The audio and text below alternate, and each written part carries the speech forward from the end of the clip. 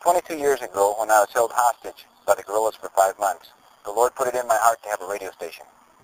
During that time, I could see that the radio is one of the only links that these men have with the outside world. With the radio, we can beam a message beyond our capacity to reach them with literature or with personal visits. Here at Lomalinda, we have 5 transmitters on different frequencies that cover a broad range across Colombia. This is our new 10,000 watt shortwave transmitter that we just got done building with help from Gospel Center in Petersburg, Indiana.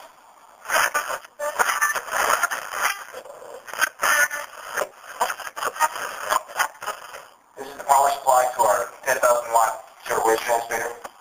This requires 37,000 watts in order to run it. It puts out 10,000 watts out through these antenna cables. They go right through here. I'll show you the antenna. This antenna runs out here and is tuned to resonate on our new frequency of 5,910 kilohertz. And you should be able to hear it in North America on a good evening. Years ago, Lomalinda had been a linguistic center.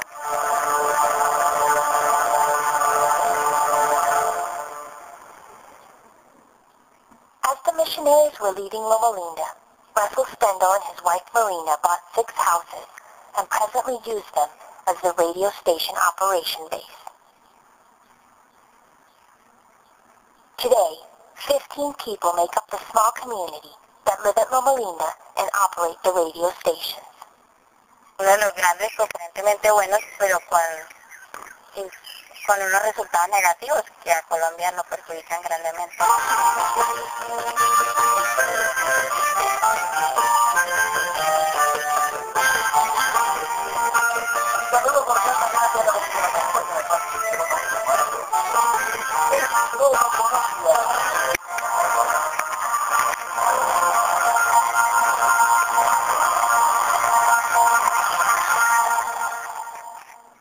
From our radio station here in Lomalinda, we generate 3 radio signals.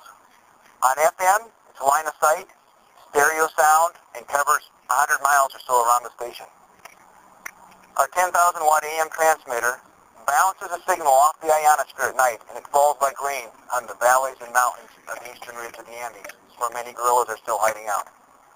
Our shortwave signal covers 300-400 miles in a radius around the station in the daytime, and covers the surrounding countries at night. We'd like to put an FM transmitter on top of this 13,000-foot mountain, which would give us a clear FM stereo signal throughout all of eastern Colombia. Over 800 missionaries were run out of eastern Colombia 20 years ago as the violence started and the guerrillas moved in. In order to retake this area for the Lord, first we have to establish the radio coverage, and then we're able to follow distributing solar-powered radios. Groups like Galcom of Canada have provided us with close to 2,000 of these radios, but we need tens of thousands more. Groups like Voice of the Martyrs have given us tens of thousands of key books, like a book called Marx and Satan, written by Richard Wurmbrand, which proves that Marxism is really Satanism. Books like this are needed in order to pull the rug out from under the Marxist ideology. We travel and fly into these rural areas wherever we have radio coverage. This is our passport. This is what allows us to be received by the people wherever we go. Another project that we're considering is the purchase of a radio station in Maicao, up here on the north coast of Colombia. Maicao has all of the problems we mentioned at Lomalinda. It has guerrillas, it has paramilitary, but it also has conflicted Guajiro Indians, and the town, which is a free trade zone, is mostly owned by Muslims from the Mideast.